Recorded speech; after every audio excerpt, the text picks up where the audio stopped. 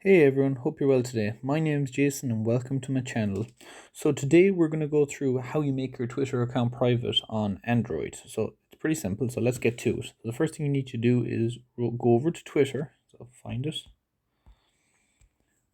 click on it.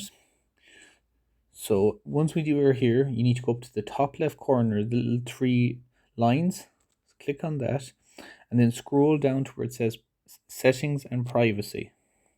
So once you're in here, you need to go down to the third one, go to privacy and safety. So highlight that, and once you click into it, so here we are. So what you need to do is you need to protect your tweets. Only your current followers, people you approve in the future, will be able to see your tweets.